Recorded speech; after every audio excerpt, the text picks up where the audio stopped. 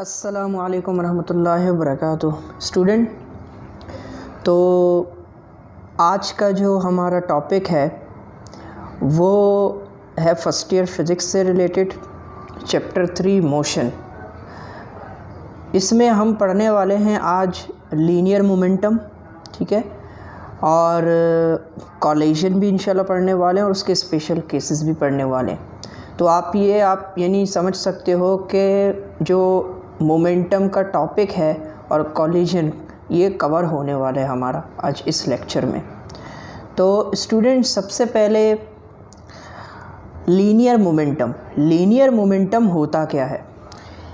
Linear momentum जो है student, अगर आप देख रहे हो, मोमेंटम का मतलब होता है कि किसी एक सब्जेक्ट का मास और वेलोसिटी, उसे हम कहते हैं मोमेंटम, यानी product of mass and velocity. Linear उसकी पोजीशन को बताया जा रहा है। लीनियर यानी कि वो जो ऑब्जेक्ट है उसकी वेलोसिटी और वो उसका जो मास है वो कितनी और कौन सी पोजीशन में वो जा रहा है। आया वो गोल घूम रहा है, गोल घूमने को हम कहते हैं एंगुलर, ठीक है, और सीधी अगर जा रही है तो उसे हम कहते हैं स्ट्रेट लाइन मूव करना, और दूसरे जो है फ़िज़िक्स की ज़बान में से लीनियर कहते हैं हम। अब यहाँ पे जैसे कि लीनियर मोमेंटम की डेफिनेशन आपको बताई जा रही है, product of mass and linear velocity, यानी उसका मास और उसकी जो वेलोसिटी है कौन सी पोजीशन में होनी चाहिए, लीनियर बॉडी की, तो उसे हम कहते हैं लीनियर मोमेंटम। अब फार्मूला क्या है? सिंपल, मोमेंटम को हम किससे ज़ाहिर करते हैं? पी से, चाहे वो लीनियर हो चाहे वो एंगुलर हो। अब जो मोमेंटम है उसका जो फार्मूला है वो है मास और वेलोसिटी। मोमेंटम जो है वेक्टर क्वांटिटी होती है जिसका डायरेक्शन भी होता है और जिसकी मैग्नीट्यूड भी दोनों होती है। अब यूनिट की अगर हम बात करते हैं तो यूनिट जो होता है इसका है किलोग्राम मीटर पर सेकेंड। किलोग्राम मीटर पर सेकेंड कैसे? स्टूडेंट, मास का जो यूनिट होता है वो होता है किलोग्राम और वेलोसिटी का होता है मीटर पर सेकेंड। इन दोनों को मिलाओगे तो वो बनता है किलोग्राम मीटर पर सेकेंड। और किलोग्राम जो मीटर है, इन दोनों को अगर आप सम अप करो, मर्ज करो, तो वो न्यूटन के बराबर होता है, ठीक है। और ये सेकंड इसके साथ जुड़ी हुई है, इसे हम कहते हैं न्यूटन सेकंड।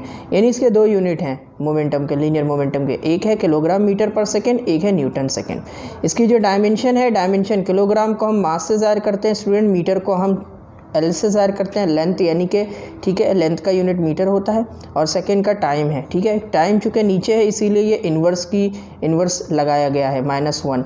सो इसकी पोजीशन को बताया जा रहा है। डायमेंशन इसकी जो है वो है मीटर एल पर टाइम। तो अब आगे बढ़ते हैं हम।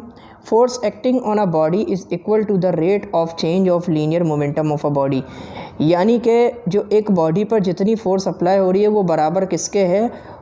उसी बॉडी के जो बॉडी है वो जितनी रेट से घूम रही है। यानी कि अगर एक बॉडी है उसे हम फोर्स लगाएं, ठीक है, रेट यहाँ पे टाइम की बात की जा रही है, रेट ऑफ चेंज का मतलब टाइम। और एक बॉडी है, फॉर एग्ज़ाम्पल मैंने एक बॉडी को धक्का मारा, वो उतनी ही वेलोसिटी से जाएगी जितने फोर्स से मैं उसे धक्का मारूंगा। तो यहाँ पे भी वही बात की जा रही है, तो हमें साबित करना है स्टूडेंट। तो आगे बढ़ते हैं कि यहाँ पे लिखा है कि consider a body of mass m moving with a initial velocity. एक बॉडी है जिसका मास m से हमने ज़ाहिर किया, जो इनिशियल वेलोसिटी से क्या कर रही है? मूव कर रही है। Let a force f acts on a body of a time delta t after which its final velocity become vf। Force जब उसमें अप्लाई किया गया तो जो टाइम है उसे हमने डेल्टा t से ज़ाहिर किया और कुछ वक्त बाद उसकी वेलोसिटी क्या हो गई? vf बन गई। अब यहाँ पे इनिशियल जो लीनियर मोमेंटम है उसे हम pi से ज़ाहिर करते हैं। I का मतलब है इनिशियल और p का मतलब है लीनियर मोमेंटम। और इसी तरीके से इसको अगर हम खोलें, इसका जो फार्मूला होगा mvi होगा, क्योंकि इनिशियल वेलोसिटी vi से ज़ाहिर होता है और ये इनिशियल लीनियर मोमेंटम है। अब फाइनल जो लीनियर मोमेंटम है उसे हम pf से ज़ाहिर करेंगे, और इसे अगर हम खोलेंगे तो p जो आपका फाइनल लीनियर मोमेंटम है वो mvf के बराबर होगा। अब इन दोनों का जो डिफरेंस है, चेंज जो माना जाता है, उसे डेल्टा p से ज़ाहिर करते हैं, और जिससे अगर हम जो है ना थोड़ा सा एक्सपेंड करेंगे, खोलेंगे, तो वो होगा pf माइनस pi। अब according to Newton second law के बराबर न्यूटन सेकेंड लॉ क्या कहता है, F is equal to m में, यानी कि किसी एक ऑब्जेक्ट को आप जितने फोर्स से या जितनी आप ताकत से उसे धक्का दोगे, जितना फोर्स लगाओगे उतनी एक्सेलरेशन से वो मूव करेगा। इसीलिए अब यहाँ जो एक्सेलरेशन है, एक्सेलरेशन का जो फार्मूला है वो है V F minus V I upon delta T. ये आपका फर्स्ट इक्वेशन ऑफ मोशन है। फर्स्ट इक्वेशन ऑफ मोशन में यही है ना, ये रहा देखो स्टूडेंट, देयरफॉर का ये सिंबल है V F is equal to V I plus A T, और वी आई जो है ना यह प्लस में था हो जाके माइनस में हो गया, और एक्सेलरेशन अगर चाहिए में तो टाइम यहाँ पे क्या हो रहा है मल्टीप्लाई और नीचे जाके डिवाइड हो जाएगा। अब इसी एक्सेलरेशन का जो फार्मूला हम यहाँ पे आकर पुट करेंगे और इसी तरीके से चलते जाएंगे। स्टूडेंट अगर हम आगे बढ़ें तो ये जो m है ये मास इस पर भी अप्लाई होगा, इस पर भी ये मास इससे इसके साथ भी मल्टीप्लाई होगा, और यानी वी एफ के साथ भी मल्टीप्लाई होगा, वी आई के साथ भी मल्टीप्लाई होगा, तो ये बनेगा M V F minus M V I. और इसी तरीके से आप जैसे कि देख सकते हो जो ये एम वी है, एम वी एफ बराबर किसके था, पी एफ के, और एम वी आई किसके बराबर था, पी आई के। सो ये जो P F minus P I है किसके बराबर हो गया, डेल्टा पी के। ये हमें एक जो है फॉर एग्जांपल ये रिलेशन मिला, जो अगर हम जितना फोर्स लगाएंगे उतना मोमेंटम ज़्यादा होगा। अच्छा, तो यानी स्टूडेंट जैसे कि हमने ये एक्सप्रेशन ड्राइव किया तो इसमें क्या बन गया, ये rate of change of linear momentum is equal to force, यानी कि जितना भी बॉडी जो है ना फॉर एग्जांपल जितना फोर्स लगाएगा उतना मोमेंटम तय होगा और कम टाइम में। ठीक है, अब जैसे कि अब यहाँ आगे जो है ना आपको इंशाल्लाह ताला मैं केस में समझाऊंगा भी कैसे। इम्पल्सिव फोर्स का मतलब क्या है, ये चलो एग्जांपल देकर समझा देता हूँ मैं। फॉर एग्जांपल एक ताकतवर इंसान है, ठीक है, वो एक कमज़ोर इंसान को अगर धक्का दे दे, या अगर आपको मैं एक आइडिया दूँ, आपको अगर जाना है पैदल 10 किलोमीटर, ठीक है, आप पैदल जब जाओगे या आपको लाहौर जाना है या कहीं आप फॉर एग्ज़ाम्पल बस से में जाओगे तो आपको टाइम लगेगा। आप अगर बाय प्लेन जाओगे तो क्या होगा, कम टाइम लगेगा। ठीक है, तो यहाँ पे भी ये एग्ज़ाम्पल हो सकता है। दूसरी बात, अगर आप एक काम आप हाथ से करोगे तो उसमें टाइम तो लगता है, आप वही काम अगर एक मशीन के ज़रिए करवाओगे तो क्या होगा, कम टाइम लगेगा। यानी कि मशीन की जो ताकत है वो फोर्स है वो ज़्यादा है, ठीक है, वो काम करने के लिए, और आपकी भी है लेकिन आपकी जो है ना मशीन के मुताबिक कम है, तो लिहाजा टाइम ज़्यादा लगेगा और जो काम है वो भी थोड़ा कम होगा। अब इसी तरीके से इम्पल्सिव फोर्स की अगर मैं बात करूँ स्टूडेंट, तो इम्पल्सिव फोर्स क्या होता है, इम्पल्सिव फोर्स का मतलब ये है the force which acts for a very short time, वो ताकत जो कम टाइम के लिए अमल करे उसे कहते हैं इम्पल्सिव फोर्स। यानी कि एक काम, एक ताकत है, एक फोर्स है, बस किसी वक्त के लिए, छोटी सी किसी वक्त के लिए हुआ और ख़त्म हो गया। अब जैसे कि आप एक डस्टर है, एक डस्टर को आप ताकत लगाते हो, ताकत लगाया, ठीक है, आप फिर जब छोड़ देते हो तो वो क्या होता है, वो जो फोम है, ठीक है, थोड़े वक्त के लिए उसका शेप थोड़ा सा कॉन्ट्रैक्ट होता है, कंप्रेस होता है, लेकिन फिर से क्या हो जाता है, वो अपने फॉर्म में आ जाता है, अपनी शक्ल में आ जाता है। तो क्या हुआ, वो इम्पल्सिव फोर्स कहलाता है, वहाँ पे अपने इम्पल्सिव फोर्स का काम किया है। तो स्टूडेंट इसी तरीके से अगर हम आगे बात करें तो मैं आगाज़ करने वाला हूँ law of conservation of momentum. Law of conservation of momentum यह आप जो है फिज़िक्स में आपने मैट्रिक में भी पढ़ चुके हो आप लोग, लेकिन यहाँ पे आप क्या है, आप थोड़ा सा वास्टली पढ़ोगे कि law of conservation of momentum का मतलब क्या है। Basically law of conservation of momentum का मतलब ये है कि जितना भी मोमेंटम, लीनियर मोमेंटम, यानी जितना भी मोमेंटम एक आइसोलेटेड सिस्टम में, आइसोलेटेड सिस्टम मैंने समझाया है, आइसोलेटेड सिस्टम का मतलब ये होता है कि एक ऐसा सिस्टम जिसमें ना हीट अंदर आ सके ना बाहर जा सके, ठीक है, ना अंदर आ सके ना बाहर जा सके, और वर्क डन भी ना हो सके, काम भी ना हो सके, आइसोलेटेड सिस्टम कहते हैं। तो यहाँ पे भी यही बात हो रही है, the total linear momentum of an isolated system, यानी कि एक आइसोलेटेड सिस्टम का जो टोटल लीनियर मोमेंटम जो होता है in the absence of external force, यानी जो बैरूनी ताकत है, कोई अमल नहीं कर रही, कोई काम नहीं कर रहा उस पर, वो कांस्टेंट हमेशा रहता है। यानी कि सीधी सी बात है, यहाँ पे एनर्जी की भी बात हो रही है ना, कि अगर एक फॉर एग्जांपल बॉडी है, ठीक है, उसका मास तो चेंज नहीं होगा, लेकिन अगर आप उसमें काम करोगे, ठीक है, स्टार्टिंग में क्या हुआ, आपने उसे फोर्स लगाया, ठीक है, आपने नहीं लगाया, उसके अंदर से फोर्स लग गया, तो क्या होगा, उसमें थोड़ी सी चेंजिंग आएगी, लेकिन उसका मास तो चेंज नहीं होगा, ठीक है। इसी तरीके से यहाँ पे यही बात की जा रही है कि the total linear momentum of isolated system, यानी कि एक आइसोलेटेड सिस्टम का जो टोटल लीनियर मोमेंटम होता है वो हमेशा कांस्टेंट ही रहता है, वो बढ़ता नहीं है। इसीलिए कंजर्वेशन का मतलब ही है ये कंजर्व मतलब सेम, रिमेन सेम, यानी बदलता नहीं है। अब थोड़ा सा एक्सप्लेन भी कर रहे हैं, यहाँ पे 2 डायग्राम दिए गए। कह रहे हैं कि एक आइसोलेटेड सिस्टम है, 2 जो है ना बॉडीज़ दिए गए, ठीक है। एक का है बॉडी ए, एक बॉडी बी है, एक m1 है, एक m2 है, ठीक है। m1 के ऊपर जो ये वेलोसिटी है, ये इनिशियल वेलोसिटी जिसे u1 से ज़ाहिर किया गया है, और ये u2 है। अब ये बिफोर कोलिजन की बात हो रही है स्टूडेंट, ये बिफोर कोलिजन है, ठीक है। अब इसी तरीके से हुआ क्या, स्ट्रेट लाइन में ये मूव कर रहे हैं, ठीक है। स्ट्रेट लाइन में जब इन दोनों को क्या किया गया, कोलाइड किया गया, यानी कि टकराया गया, ये टकराए ए बी के साथ, जिसे फोर्स ए बी कहा गया, और बी ए के साथ हुआ तो फोर्स बी ए, यानी ये नेगेटिव साइन यहाँ पे शो किया गया, ठीक है। तो क्या हुआ, ये अलग हो गए। ये जब अलग हो गए तो जो मास तो थे वो तो चेंज नहीं हुआ, लेकिन वेलोसिटी क्या हो गए, चेंज हो गए। वेलोसिटी क्या हुआ, चेंज। कैसे, u1 से v1 हो गया और ये u2 से v2 हो गया। अब स्टूडेंट ये रहा जैसे लिखा भी है, लेट द 2 बॉडीज कोलाइड, यानी टकराए, with each other and after which they move with velocity v1 and v2। अब जो टोटल मोमेंटम था, यानी जब पहले इन्होंने कोलाइड किया, फिर वापस जैसे पहले कोलिजन से पहले और कोलिजन के बाद ये हुए सेम। ऐसा तो नहीं हुआ ना कि एक जो बॉडी है वो थोड़ी सी छोटी हो गई, दूसरी बहुत बड़ी हो गई। इसीलिए यहाँ पे यही बात की, total linear momentum of an isolated system remain constant. अब total momentum of system before collision, before जो कोलिजन है, जैसे पहले बॉडी की m1 u1, ठीक है, प्लस m2 u2, ये बॉडी b है। और इसी तरीके से total momentum of system after, यानी कि टकराने के बाद की वेलोसिटी की अब बात करें, जो कि क्या हुई, u1 जो है v1 में कन्वर्ट हुआ, m1 v1 हुआ, और जो u2 है वो v2 में कन्वर्ट हो गया, m2 v2। When 2 bodies collide with each other, जब दोनों बॉडीज़ जो है ना एक दूसरे के टकराए तो क्या हो गया, they come in contact for a short interval of time, यानी कि क्या हो गया, वो थोड़े वक्त के लिए आ गए, कॉन्टैक्ट किए इन्होंने, एक दूसरे के साथ मिल गए।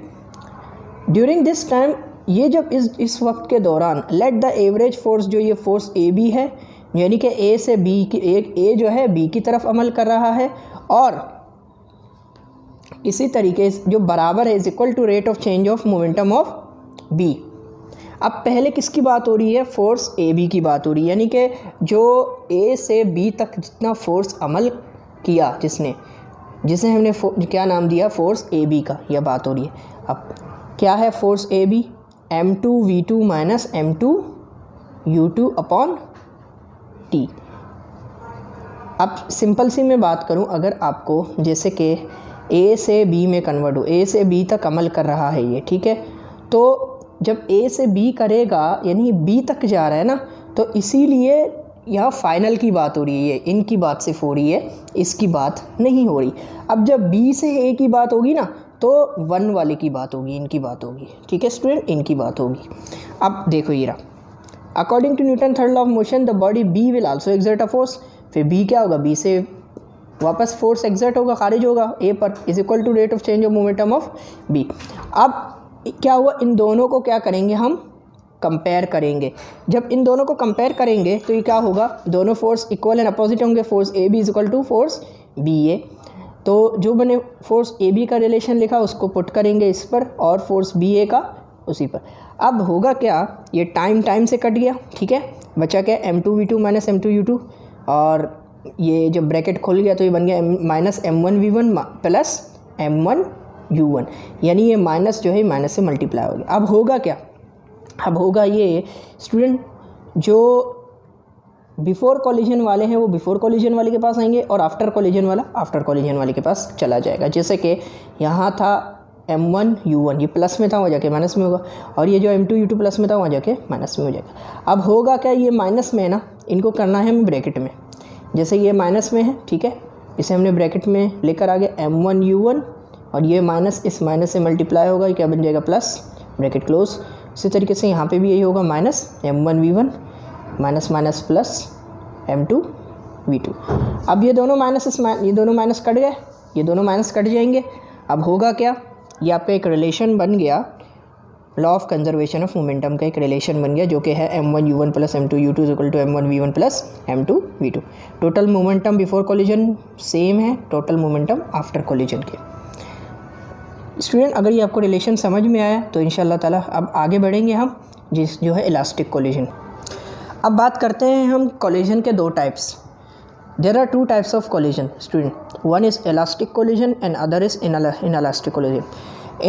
इन इलास्टिक कोलिजन क्या होगा कि जब दो बॉडीज़ हैं, ठीक है, दोनों बॉडीज़ एक दूसरे के साथ कोलाइड करेंगे, लेकिन क्या होगा कि दोनों के अंदर इलास्टिक कोलिजन की बात कर रहा हूँ मैं, जो टोटल मोमेंटम और टोटल काइनेटिक एनर्जी है वो दोनों सेम होंगे।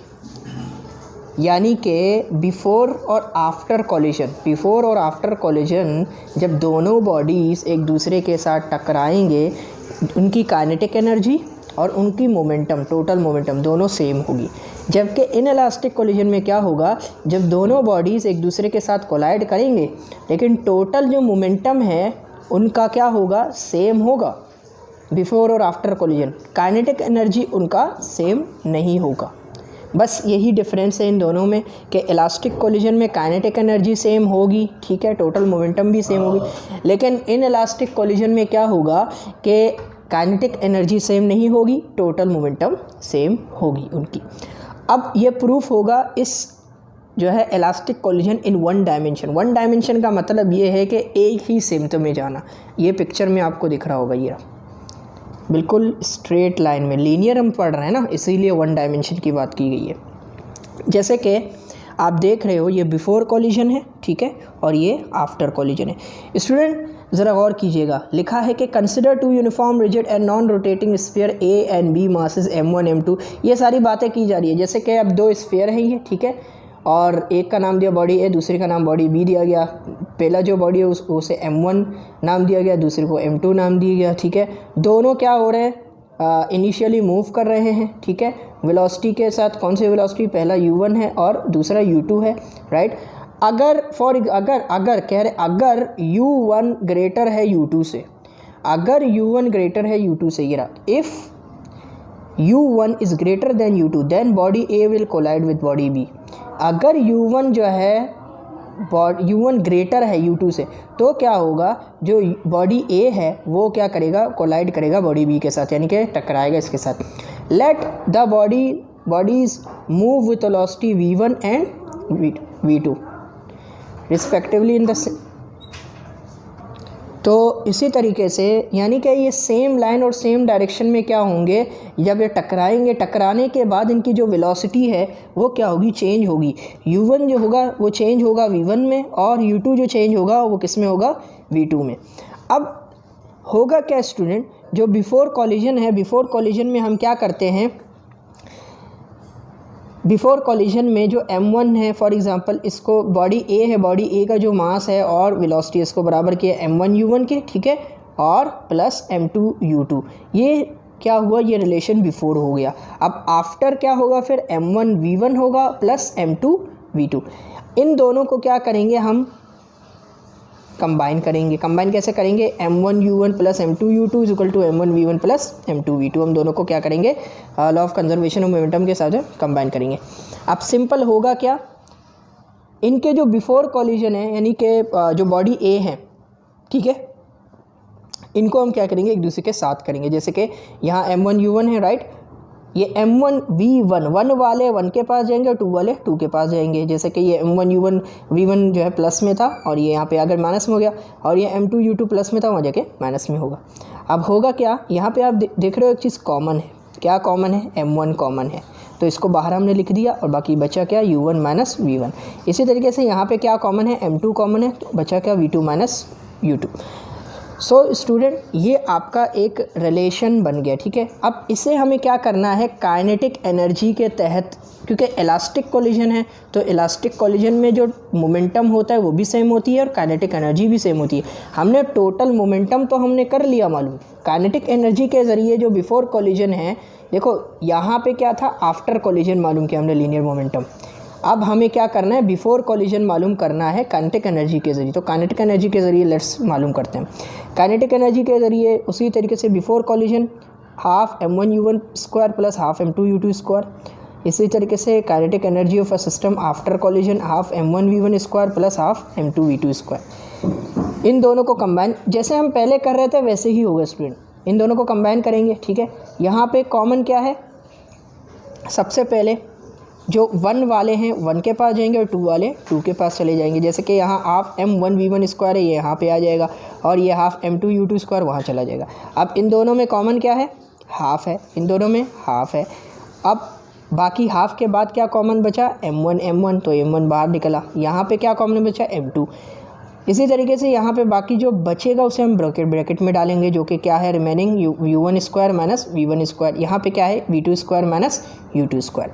अब स्टूडेंट हमें क्या करना है, बाहर निकालना, यानी कि काटा पीटी वही होगी, हाफ से कट गया, बचा क्या, ये m1 u1 square minus v1 square, ये m2 v2 square minus u2 square. अब स्टूडेंट एक फार्मूला आपने पढ़ा होगा अलजबरा में कि a plus B a minus B. जैसे कि अगर मैं आपसे कहूँ स्टूडेंट, आपने पढ़ा भी होगा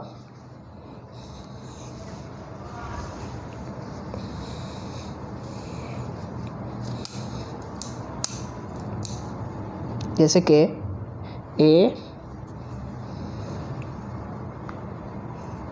a प्लस बी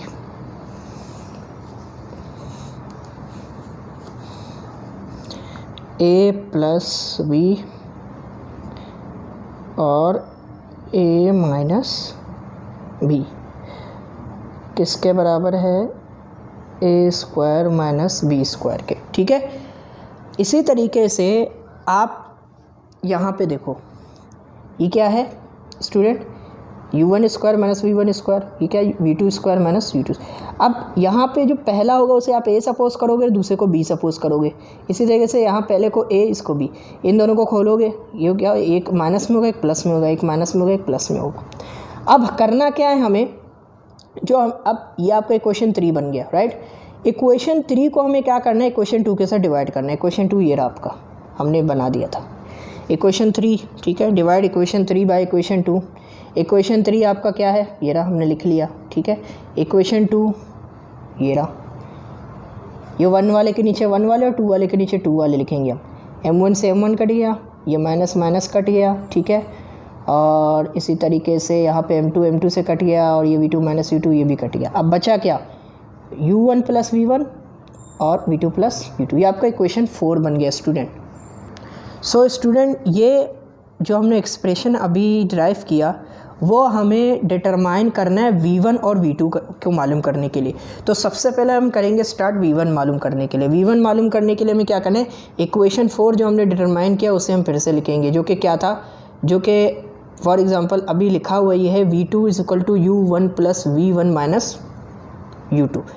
अब स्टूडेंट ये जो माइनस में है ना, ये यहाँ प्लस में था, इसीलिए यहाँ के माइनस में हो गया है। अब करना है सिंपल, हमें ये v2 की जो इक्वेशन है, जो ये राइट साइड, इसे हमें जो आपका लॉ ऑफ कंजर्वेशन मोमेंटम वाला रिलेशन है उसे उसमें पुट करना है, ठीक है। अच्छा, एक चीज़ हमेशा याद रखें स्टूडेंट, अगर v1 मालूम करना है ना तो आप v2 के ज़रिए मालूम कर सकते हो v1। अगर v2 मालूम करना होगा तो वो v1 के ज़रिए करोगे, ठीक है।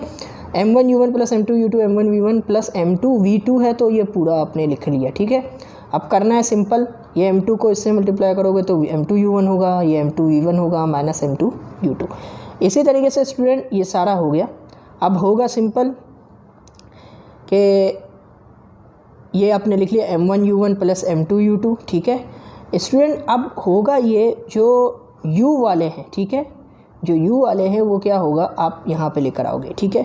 और चूँकि हमें क्या करना है मालूम, v1 मालूम करना है ना, तो v1 वाले क्या होंगे वहाँ चले जाएंगे। अब यहाँ पे जैसे कि आप देख सकते हो कि यहाँ पे v1 वाला अब कौन सा ये रहा है कि ये m1 v1 ये यहीं पे होगा और एक ही रहा m2 v1 1, तो ये यहीं पे रहेंगे और बाकी वहाँ चले जाएंगे। ये माइनस m2 u2 ये रहा, ये प्लस में हो गया और ये प्लस m2 u2 वहाँ माइनस में चला जाएगा, ठीक है। अब सिंपल ये m1 v1 है, ठीक है, और प्लस m2 u2 और प्लस 2m2 u2 और माइनस m2 u1। अब इन दोनों को जब आप फॉर एग्जांपल प्लस करोगे तो क्या आएगा, 2m2 u2, बाकी बचा ये माइनस m2 u1, ठीक है। अब इन दोनों में आप कॉमन क्या देख रहे हो, u1 और m1 माइनस m2 ब्रैकेट में चला गया। इसी तरीके से यहाँ पे क्या कॉमन देख रहे हो आप, v1 m1 प्लस m2 चला गया ब्रैकेट में। अब स्टूडेंट हमें चाहिए क्या, हमें v1 चाहिए, राइट। तो ये जो m1 प्लस m2 है ना, ये नीचे चला जाएगा, बस सिंपल नीचे चला जाएगा। ये आपका v1 का रिलेशन बन गया, m1 minus m2 u1 plus 2m2 u2 upon m1 plus m2। ये आपका क्वेश्चन 5 बन गया। अब स्टूडेंट आगे v2 मालूम करना है। v2 कैसे मालूम करेंगे, जैसे मैंने पहले आपको कहा, मेरा v1 के ज़रिए क्या होगा, u2 plus v2 minus v1। अगर आपको थोड़ा सा मैं बता दूं, जैसे कि स्टूडेंट ये रिलेशन, अगर हमें फॉर एग्ज़ाम्पल v1 मालूम करना है ना, तो ये जो v2 है ना, v2 के बराबर में ये u2 वहाँ चला जाएगा। अगर v1 अगर v फॉर एग्ज़ाम्पल v1 मालूम करना है तो v2 के ज़रिए करेंगे। अगर हमें फॉर एग्ज़ाम्पल v2 मालूम करना है तो ये जो v1 के बराबर में u1 है वो वहाँ चला जाएगा। ठीक है स्टूडेंट। सो यहाँ पे इसी तरीके से लिखा गया ये रहा v1। ठीक है, सो ये पूरा हो गया। अब इसे क्या करना है, law of conservation of momentum के इक्वेशन में पुट करना है हमें। जब ये कर लेंगे हम, तो ये यहाँ तक ये m1 इन सब के साथ मल्टीप्लाई हो गया। अब होगा क्या, हमें चाहिए v2 मालूम करना है ना, तो हमें ये यहाँ से जो v2 वाले हैं उन्हें यहीं पे रखेंगे और बाकी आप समझ लो ट्रांसफ़र हो जाएंगे। जैसे कि ये कह रहा m1 v2 और ये कह रहा m2 v2। ठीक है, प्लस बाकी ये जो m1 u2 प्लस में है वहाँ जाके माइनस में हो जाएगा, और इसी तरीके से माइनस में m1 u1 वहाँ जाके प्लस में हो जाएगा। अब m1 u1 एक ये रहा, ये दोनों प्लस हो गए, क्या बन गया 2m1 u1, और बाकी ये है m2 u2, ये है m1 माइनस m1 u2। इन दोनों में कॉमन कौन सा है, इन दोनों में कॉमन u2 है, राइट। ये u2 यहाँ पे आ गया और बाकी ब्रैकेट में हो गया m2 माइनस m1। अब यहाँ पे कॉमन कौन सा है कि v2। ठीक है, और m1 प्लस m2 ब्रैकेट में हो गया। स्टूडेंट हमें चाहिए v2। ठीक है, तो जो चाहिए उसके बराबर में जो अल्फ़ाबेट मल्टीप्लाई हो रहा है, जो वेरिएबल, उन्हें डिवाइड में लेकर जाएंगे। ठीक है, ये डिवाइड में लेकर गए, आपका ये रिलेशन मालूम हो गया। ठीक है स्टूडेंट, v2 बराबर है 2m1 u1 plus m2 minus m1 u2 upon m1 plus m2। ये आपका रिलेशन हो गया। स्टूडेंट यहाँ तक तो ये लेक्चर इंशाल्लाह हो गया। इसका जो दूसरा हिस्सा है जिसमें स्पेशल केसेस में समझाऊंगा और उसके साथ फ्रैक्शन भी समझाऊंगा मैं इंशाल्लाह ताला। तो आपको अगर आप चाहते हो कि आज या कल तक ये हो जाए तो प्लीज़ कमेंट सेक्शन में ज़रूर लिख दीजिएगा। थोड़ा सा लेक्चर लंबा हो गया है, लेकिन आपकी मदद के लिए है ये, ताकि आप जल्द से जल्द जो है तैयारी कर लो, आप याद कर लो ये। तो अगर आपको मेरा ये लेक्चर पसंद आ गया है तो प्लीज़ मेरा जो चैनल है इकरा कोचिंग सेंटर जिसका नाम है, उसे सब्सक्राइब कीजिएगा, लाइक कीजिएगा और कमेंट कीजिएगा, और बेल आइकन को ज़रूर दबाइएगा ताकि आपको मेरे जो लेक्चर हैं वो ज़रूर मिल सकें। और प्लीज़ जो नीडी हैं स्टूडेंट उन तक ज़रूर पहुँचाइएगा, अपने दोस्त हैं जो, ताकि उनको अच्छे से अच्छे गाइड मिल सके। ठीक है स्टूडेंट, इसी तरीके से मुझे इजाज़त दीजिएगा। अस्सलाम वालेकुम, अल्लाह हाफ़िज़।